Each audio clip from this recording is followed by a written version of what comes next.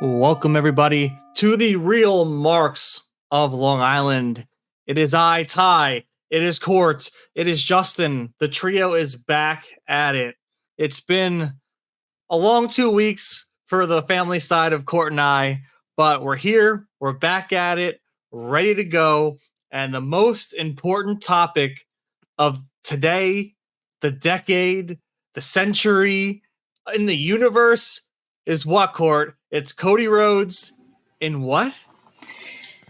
Cody Rhodes is the number one wrestler in the world. Pro Wrestling Industries Illustrated, number one wrestler in the world. It could not go to a more deserving guy. I know that there's going to be people that are going to fight. They're going to argue. They're going to say that his title reign is crap. I could go on for 45 minutes, but I've been told I have a certain number of minutes that I can go, so we're going to get right to it. If you look at the year of 2023 to 2024, that's where they're banking on, came back from an injury, win the Royal Rumble, go to WrestleMania, have all the drama with The Rock, Ty's boy, trying to take his main event. The fans went nuts. They went absolutely crazy for the man, Becky Lynch. Cody Rhodes, the GOAT, if you want to ask me. He won the Rumble. He gets to choose his opponent. He takes Roman. Back-to-back WrestleMania main events. Not even that. Back-to-back WrestleMania main events. Night 1, Night 2 in Philadelphia. WrestleMania 40. Me and Ty were in attendance for Night 2. It was one of the greatest nights of my entire life. I was sick as a dog, and I don't know if anyone knows this, but I was so sick. I got Ty and his wife sick. After I left, I was screaming. I already don't have a voice because of, when the way it doesn't matter. But I don't think that you can argue, and Swerve is number 2, and I will give him his props. He deserves to be number 2.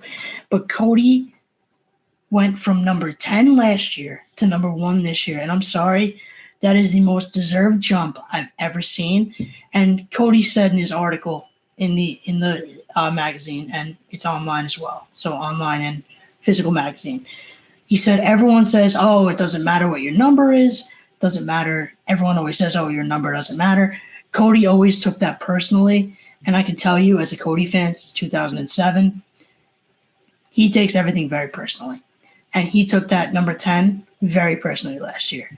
He probably said to himself, wow, I was almost out of the top 10. That's not okay with me. He said, we have to get to number 1. And he is there. He's on the cover. He looks amazing. I know that people are going to talk about his title reign. To me, there is no one who worked harder, worked more events, worked more social media, public appearances. He had an event in, I believe it was Kentucky. I could be wrong. Kansas. I believe it was Kentucky. It was a free public signing. People lined up at 12 o'clock midnight the night before for a 9 a.m. signing. And the line went for like a mile. And I'm not making this up. You can look it up on social media. You can find it. It is amazing to me, especially to me personally, because I've been at his back since the beginning, and I saw all the hate and all the crap that he's been through. He's the champion. He is the quarterback. He's the captain. He is the man. I couldn't be more proud. I think that, like I said, I don't want to go on for too long, so I'm just going to cut it like that. He deserves it more than anyone in the entire world. Back-to-back Royal Rumbles. Back-to-back WrestleMania main events. WrestleMania main events back-to-back, night to night. Who does that? That is Stone Cold. That is Rock. That is Triple H. That is crazy company to be with when you think of Cody back in 2007 when he debuted against Randy. And it's amazing, and I could go on forever, but I'm going to cut myself there, and we can talk about the rest of the list if you guys want to, but I'm beyond thrilled. No one deserves it more, and no one appreciates it more than Cody. And I don't know if he doesn't really show himself much on social media as he used to. He's very busy, and he's got a family, and he focuses on that more. But the man, I'm so happy, and come at me. You want to fight me about Cody? I am there. Front lines, me and Tiffany. You're done. You're done. You want to come fight us? You're done. It's over. You're not going to win. So I have 3 things to say. Number 1, if that was an acceptance speech at an award show, the music would have hit on you. But that was a great job. That was fantastic. Your professionalism, your love for Cody shows through. I'm happy for you. I'm happy for Tiffany. I'm happy for the whole Nightmare family, and of course, I'm happy for Cody, Brandy, and his whole family. It is deserved. It's deserved. Number 2, I mean, we'll get into the list, so I don't want to jump ahead. Yeah, just you're right. He deserves it. There's nothing else to say. Court, you literally hit on every single topic there was right there. So there's not much more for me to add other than going into just the list and the top 10 itself. Ty, do you have anything to say before we jump into the top 10 at all? No, I think that, as you both said, I think he's well deserved. Do I think he should be number 1? He should probably be number 2 and The Rock be number 1. But I mean, in the 3 or 4 months he's shown himself in professional wrestling and made professional wrestling electrifying again in that short span, that's number 1 worthy. But I guess Cody deserves it a little bit. But Court hates me over there. But I'm kidding, obviously. I'm joking. But Court, if Cody Rhodes was doing a free signing, Long Island, New York, what time are you signing up for that? What time are you lining up for that signing? I would sleep outside 24 hours before, at least. And I'd probably call you to come to Pennsylvania, from Pennsylvania to come. I'd go. I mean, I wouldn't. So I mean, that shows how dedicated you are. I'm not going to. Sorry, Justin. I would call you too, but whatever. I get the invitation got lost in the mail or something. I don't know. You changed my number. Who knows? But just looking at this list, you have Cody Rhodes 1, number 2, Swerve Strickland, number 3, my boy Will Ospreay. So to me, I mean, Swerve's been killing it. We'll get into the cage match with Hangman and how I feel about it later.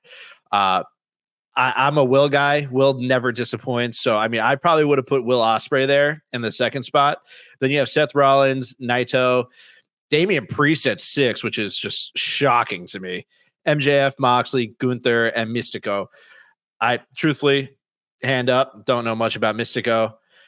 Damian Priest, I cannot believe he's number 6. I don't know if that's just me. I don't know how you guys feel about that. Dude, I don't know. I feel like, to me, the top 2 and 3, like you said, Justin, Swerve and Will Ospreay, I wasn't as big as I'm not, and it wasn't as big as a Will Ospreay fan as you, but he's been tearing it up, man. Like everything he does with his promos, with his in-ring work, it's always exhilarating. The match that him and MJF had, their feud that they had going on, was something that AEW needs more of, right? Because they had, I think it was a two match program they had. MJF won the title off of him, and then MJF lost it to him back. But to me, like that, they just went head to head. They both gave it their all. They held nothing back. And it was probably the most entertaining thing AEW has had going for them in such a long time. And it was such a short program, too. Like I said, 2-match program. Both matches were killer. It was so good. Even MJF taking the title and make it the American Championship was just gold, iconic, right? And that's why I think MJF should be up there too. Like, I know I would say Seth's top 5, but I think he'd be at that 5 spot. I think MJF, especially for what he brings to AEW, just is on another level because you can tell the hate that other wrestlers have towards him in the matches and the promos. And you can tell he, gets under everyone's skin. And it's just a testament to him and his character of how well he's built that character. So for me, I feel like MJF's got to be up there at 2, 3, or 4. I feel like, we briefly talked before the episode started, and I think Drew kind of got a little snubbed here. I feel like Drew should have been top 10. I mean, his work this year with Punk and even before that has been immaculate and different, and he took the social media side and everything he's done. I feel like he should have broke the top 10. I don't hate Seth at 4. I don't really get the Damian at 6, like you guys said. I think MJF, Moxley, Gunther, and I don't, like Justin said, I don't really know about Mystico. But yeah, I think Drew got a little snubbed. So I mean, another thing you have to think about. So this is based on this past year, correct? So I look at Seth Rollins like, yes, tremendous worker in the ring, outside the ring, on the mic, everything. He's overall a tremendous performer, but he's also been plagued with injuries. Like, he is currently out right now with another injury. Moxley, he has also been missing from TV until this recent new storyline that he's in, which we can get into a little bit later. But, after I think he lost the New Japan title over in Japan, and he's just been gone. He's been off the map since then. And I know everyone, he was supposed to get a vacation a few months ago or a year ago at this point. A year ago, after the whole Punk thing happened over there in AEW, and he stepped up and he became champion and he didn't take time off. But I mean, if you think about the past year, truthfully, I feel like Mox has been gone for several months. Seth Rollins has been hurt for several months. So as good as they are in the ring and on the mic, I don't know if top 10 is worth it for them. Like, Drew could have taken one of their spots, like you said, Court. Like, Drew McIntyre could easily be at number 8 instead of Moxley for this year. Yeah, absolutely. You're not wrong. The injury thing with Seth, especially, and Mox too. But Seth, like, if you think about it too, like leading up to Mania, he was hurt the whole time. He was appearing and he was making, he's cutting promos and involved, but he's been hurt on and off for the last 8, 9 months. Even when but you have back. To take consideration, like, even in PWI, like what they said about Cody, back-to-back main events. You also remember Seth Rollins main evented night 1, defended the title beginning of night 2, right? He went back-to-back on WrestleMania, the biggest wrestling weekend in the world. So I feel like that gives him some credit. I think he put on a hell of a match against Damian Priest as well. I think they tore the house down. So as much as he was injured, his presence alone and what he's done this year, even if it wasn't much, I still think puts him up there. No doubt. I just, like, the first person that Court brought up was Drew McIntyre, and he definitely somehow deserves to be in that top 10. 100%. One way or another, someone has to be removed for him. And just in my opinion, then maybe it's Mox, maybe Mox goes, or Mystico. I really, once again, don't know much about him. So, I mean, just overall, I would take Mystico out, but who knows? Maybe he's one hell of a performer. So I don't know. Maybe I have to look more into it. Yeah. And I want to circle into All Out. We had huge pay-per-view for AEW following All In at Wembley Stadium. We had the main event, Swerve Strickland, and we had Hangman Adam Page, lights out steel cage match. And as we spoke a little earlier, we do like to do our little chats beforehand about all wrestling stuff and then talk about it. But I feel like they always try and push the line in all their matches. They try and one up each time. And Justin, how do we think this time went? All right. So I want to actually give a shout out to Uncle Bully Ray. I was listening to Busted Open, and he said it perfectly. Because I had these thoughts and these feelings after watching that match, and the way he put it really resonated with me. He pretty much said that there was too much gimmick inside this match, and we'll get into the Hell in a Cell with Drew and Punk that was just announced. But I mean, there were cinder blocks. There was, staple guns, which starting off with the staple guns is just gnarly. I know Swerve has had a history of death matches, so he's used to it, I guess, in a way. But I mean, it just turned into something that, like, I couldn't even watch, and it wasn't enjoyable anymore. And like, I mentioned my wife Maria and how she's starting to try to watch wrestling more with me. That's a match while she's pregnant. I don't want her seeing that. That's disgusting. And she says wrestling's fake and whatnot. Like sometimes it's scripted. Obviously, it's scripted, but the shit that they're doing is just disgusting. And you're turning your eyes away from it. And the cinder block, I don't think was necessary. The staple gun, whatever, you found the staple gun, but it's like all these things, like, and then the thing that really pissed me off was the syringe. Why the hell is there a syringe in a ring? Why is a syringe being used? Number two, and like, think about people that have addiction problems that watch wrestling, or people that know people that have suffered from addiction, and now they're seeing a syringe being shoved in the mouth of Swerve Strickland. Like, is there not any way, shape, or form that you could have got this point across that you fucking hate this guy?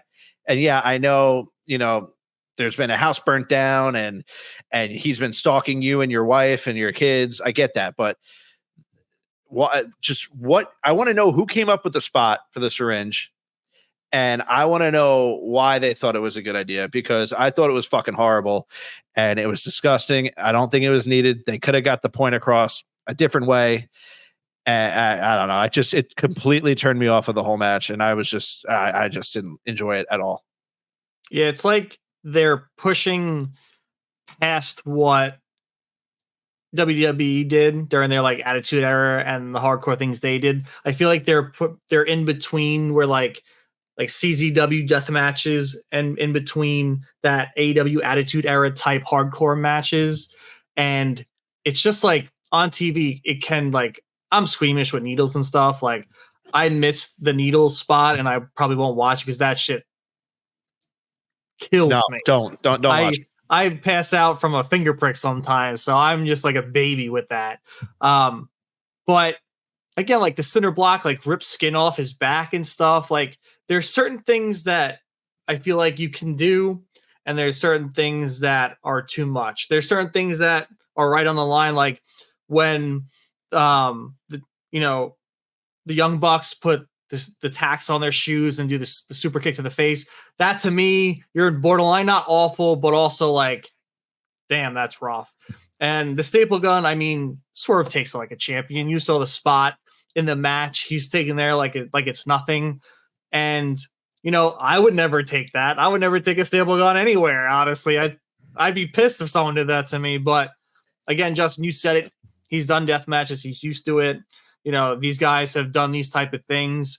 But for the general audience who are watching on cable television or any streaming platform, sometimes you got to tone it down a little bit, because if you're trying to get more people to watch, no one's going to let their kids watch that at all. Like, do you think they want their children staple gunning each other? Like, they got to worry about all the different things lying around the house now because they've seen Swerve Strickland and Hangman Adam Page use it in any match that they've had against each other in the last year.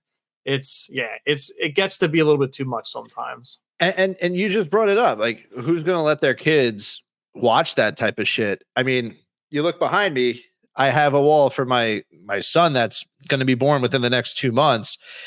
And of course he's going to listen. He is my reason now to go to Nassau Coliseum, to Barclays, wherever, to go to these events and bring him there and experience these things. But guess what? He's not watching that stuff.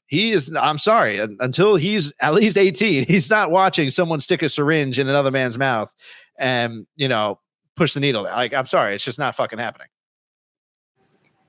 Yeah, you guys know that. I think AEW is they're trying desperately to get different fans having their eyes on the product. And I think it's how you said CZW. And I think they're trying to get those deathmatch guys or fans to look at the product, and it's just that's not it. Like, you're a mainstream wrestling company. Like, there's a reason CZW is not national. There's a reason they're not on cable television, because you can't do that. You can't. It's not entertainment at that point.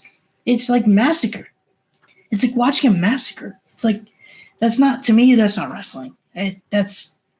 If someone came into my house and I was watching that, and they saw that, they'd be like, this is the stuff that you watch and you podcast about? Like, no, it's just it's not it. And if I was a kid and that stuff was going on Raw or SmackDown, that would have been X'd out quickly. Like my mom got pissed off because my dad and I were watching, I forget, Raw or SmackDown, and Al Snow was walking out with his mannequin head yelling, "What do we want? Head. What do we want it now?" And she couldn't believe what the hell my dad was letting me watch. But to me, as a child, I'm like, yeah, the mannequin head. Nowadays, we know what the hell he means, but that's like day and night compared to what AEW is just doing right now. And I think if you want to fill seats, you need children, or kids or teens, and doing that kind of stuff is just not the way. Two things. Number one, thank God your mom didn't walk in on you and your dad watching the episode where Val Venus got his pee-pee chopped off. And number two, like you hear these people like when you say it's too gory or too whatever, well, their comeback is, well, it's on pay-per-view. Okay, cool, I get it. But do you not remember when AEW legitimately had a death match on Dynamite with Nick Gage? Like Nick Gage was brought to Dynamite to have a death match with the pizza cutter. Yeah,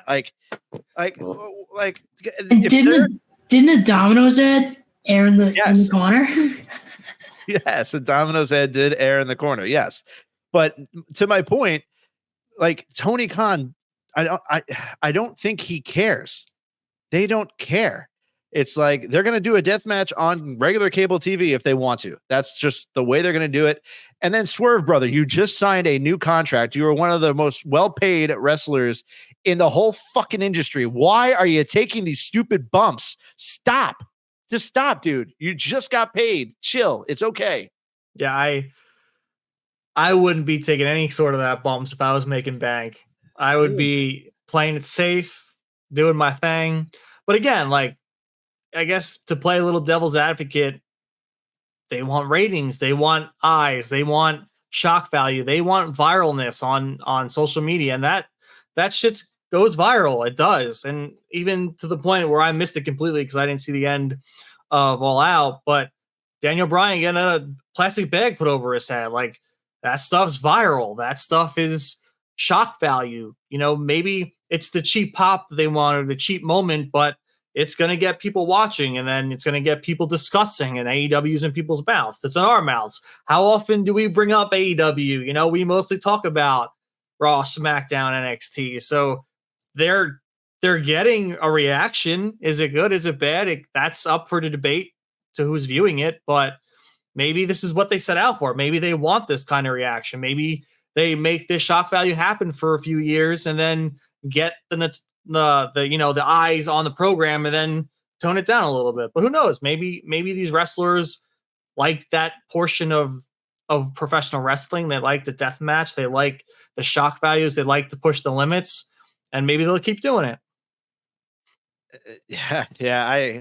I mean, they have an arsonist on their roster right now, and they have a dude that literally just attempted murder. So the police are doing a poor job there. But yeah, that was tough to watch too. The whole Moxley thing, because Mox, when he gets into his psycho mode, like he just had the stone cold, like I'm legitimately going to kill this guy right now look on his face, and it's tough to watch. I mean, what if you had Brian Danielson's kids front row at Wembley watching the match and crying? Imagine they see their dad being choked out in a plastic bag. Like clearly, they were not. There's no way that was on their television that night. Like they must have known what was going to happen because that's you can't watch that. Meanwhile, like the whole time, I was excited to see Christian tease his cash in with the patriarchy, because to be honest, what I want Christian to take that title off Daniel Bryan. That man, he's been a staple of AEW for like 2 years now. A year, 2 years? I think 2 years now.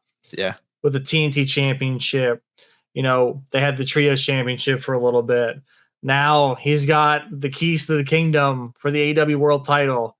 And I want them to pull that trigger so bad. If anyone deserves the world title, Christian Cage, man. He is a legend.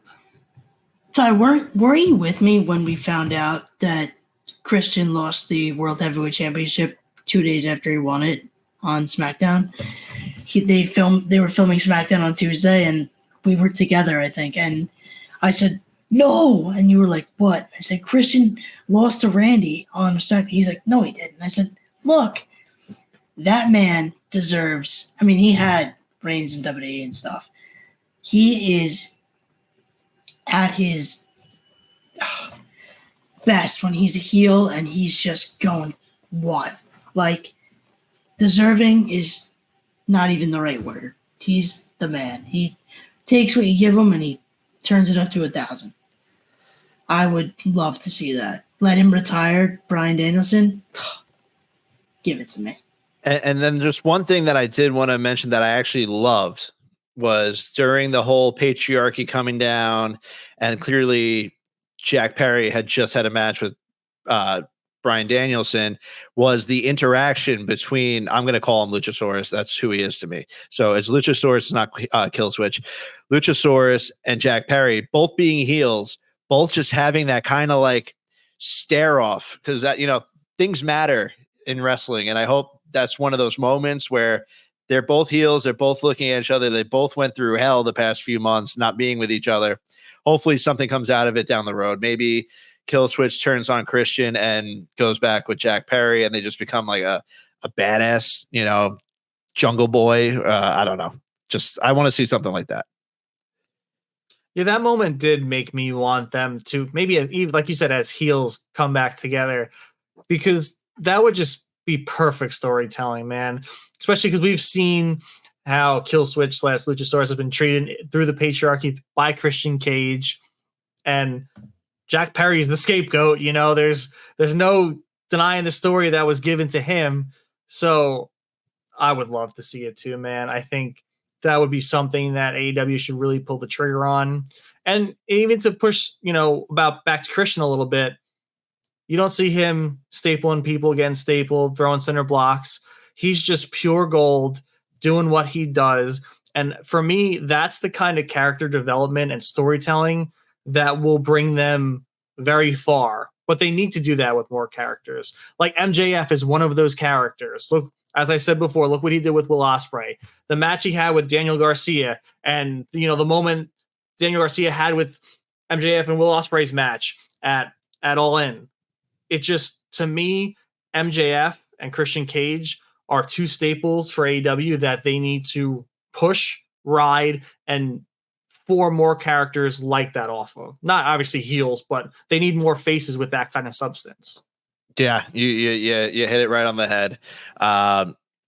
You do. You need heels like that, and I hope I don't know how they implement it. I like I said earlier, I hope there's that turn on Christian.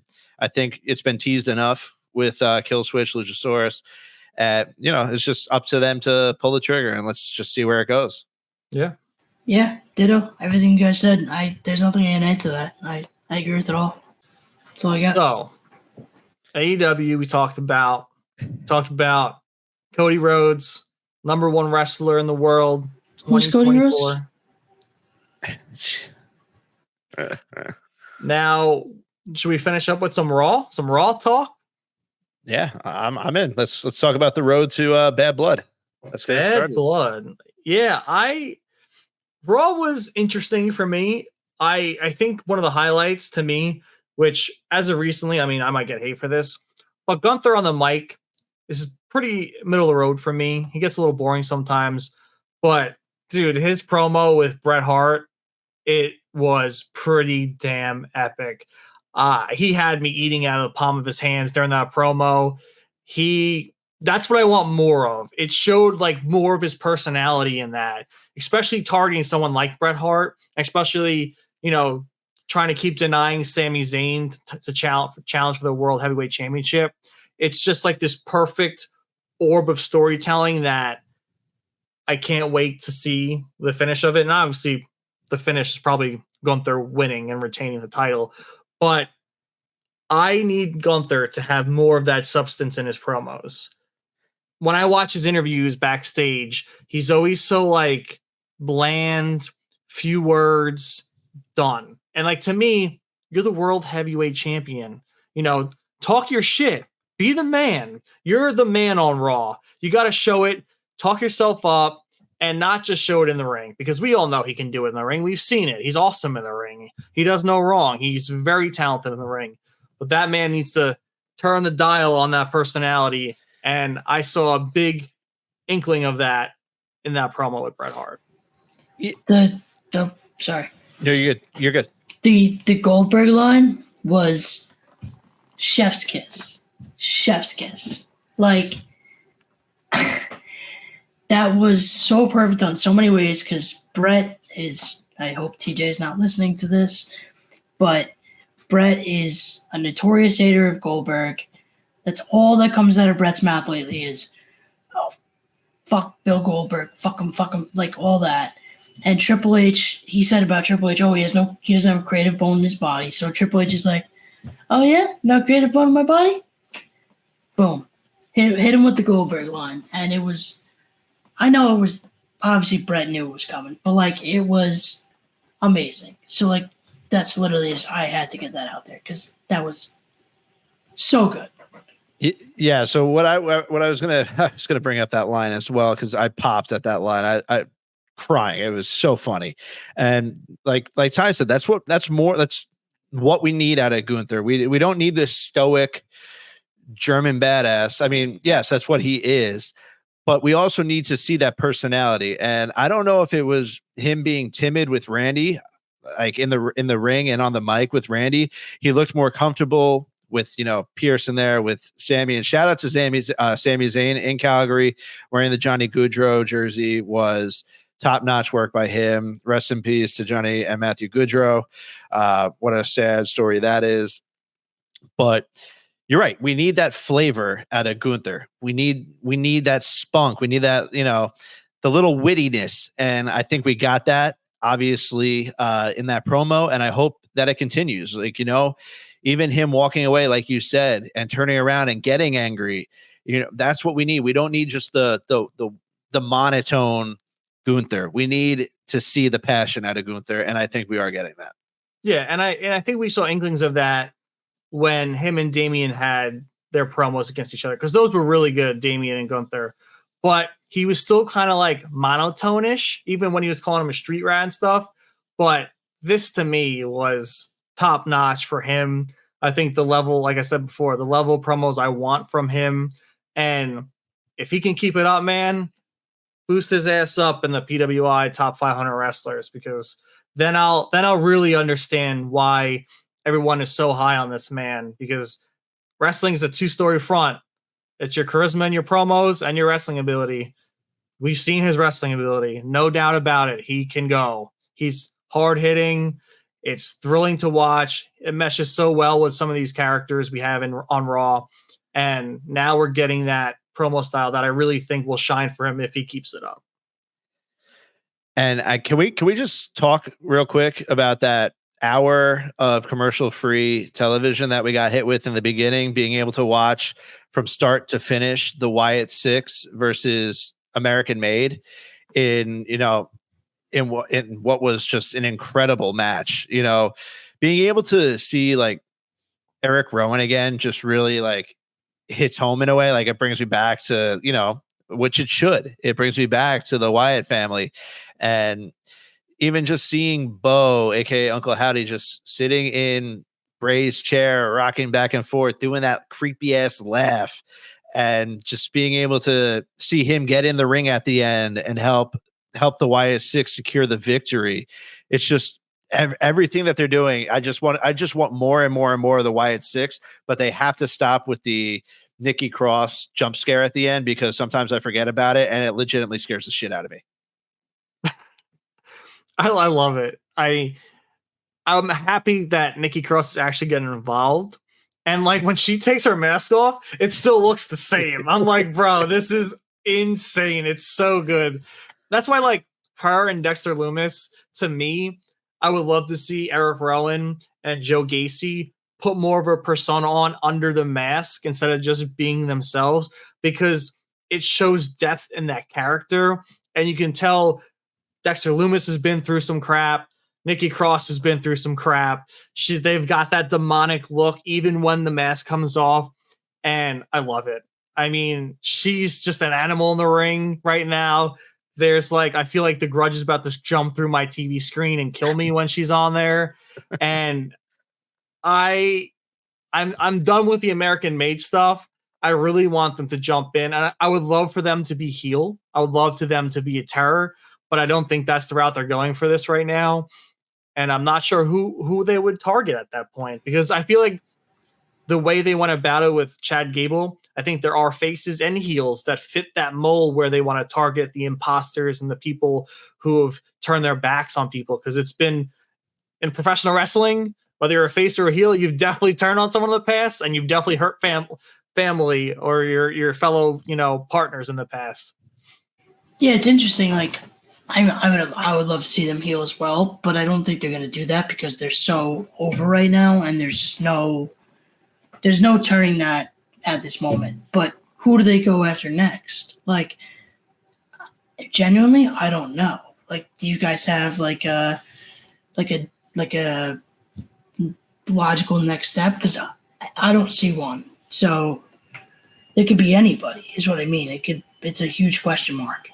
See, for me, like, they never got drafted. I feel like they should be like an omnipresence. They can be on SmackDown. They can be on Raw. No one tells them what to do. They're like this demonic figure that just looms in the center of WWE.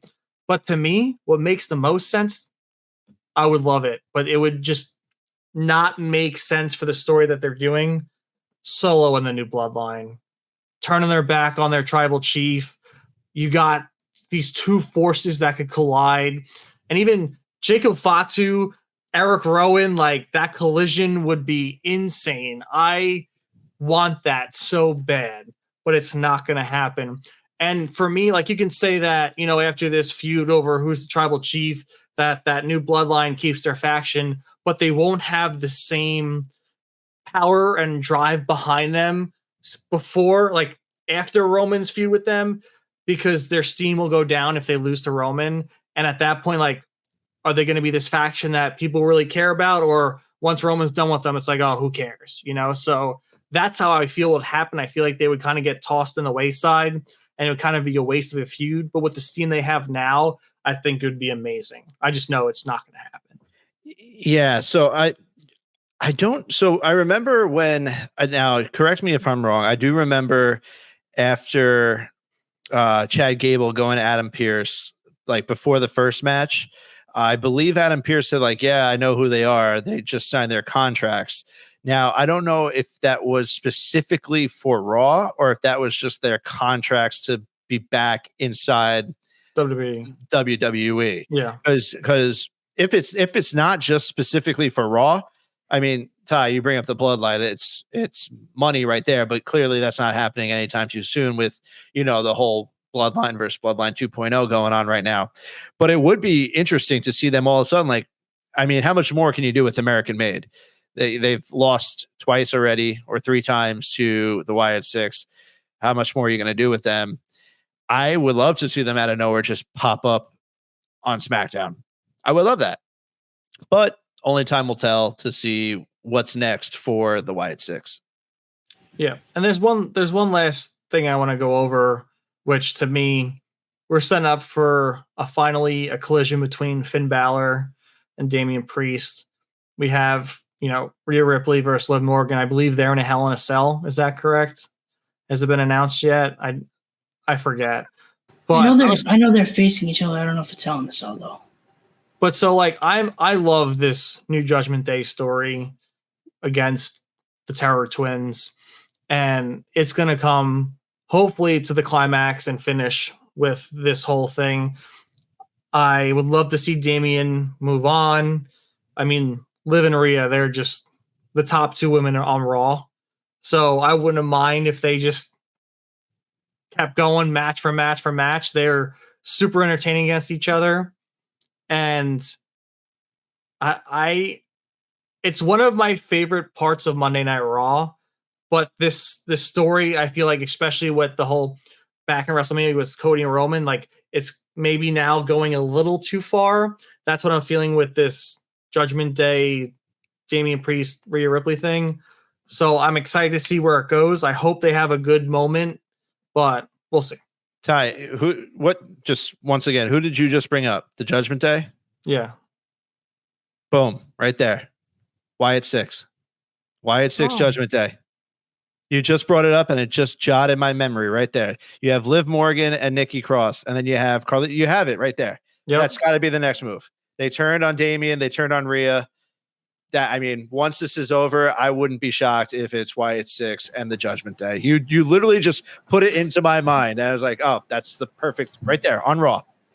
We could probably see them show up at Bad Blood and screw over Finn Balor. Why not? Why not? I mean, if I'm Triple H, we just spoke that into existence. Like that's who they betrayed their family. They turned their backs on their family. Oh, especially Dominic. He's been doing it for years. I mean, that guy doesn't give a shit about family. He just all he cares about is the women. That's all Dirty Dom cares about are the women. That's it. But that would be amazing. But do you guys think it's too soon? Do you think that's a WrestleMania feud? Because to me, that feels WrestleMania worthy. No, I don't know. Yeah, I don't know at this point. I think anything to really keep the Wyatt 6 going is worth doing. So I don't think that's something necessarily you wait for WrestleMania with. I'm just picturing in my head right now, just Dominic continuously running scared from monsters at all points of the day, running to his dad, asking him for help, and his dad's like, yo, screw off. You fucking disowned me so long ago. Go face your demons, bud, literally. But then you just bring up Demon, maybe we get Finn. Finn takes out the Demon again to try to scare away the Wyatt 6 because the demons are haunting them.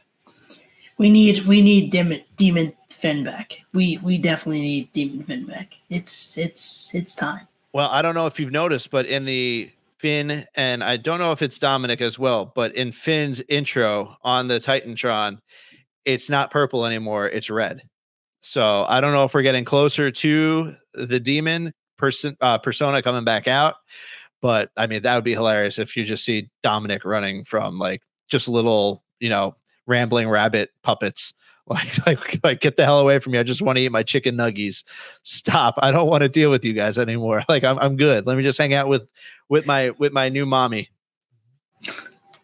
I would be all about it. I was just thinking that it's like Mania worthy, but but for me right now, like I don't think the Wyatt 6 are even Mania worthy. If you think about it, like I think they're just like that trio, or that they're not even a trio, they're just a stable that unless you have another stable their size, I don't know how you fit them on a WrestleMania card, because I don't see, unless it's Uncle Howdy, I don't see Eric Rowan getting a singles match. I don't see Joe Gacy getting a singles match. Like right now they're stuck in that stable, and the only matches you're going to see out of them are these tag team matches, these 3-man tag matches. It's just, if they're on the card, it's going to be an opener, but I don't see them building up a storyline right now for Mania. So go let them attack the Judgment Day. I'd love like an Uncle Howdy John Cena Mania match.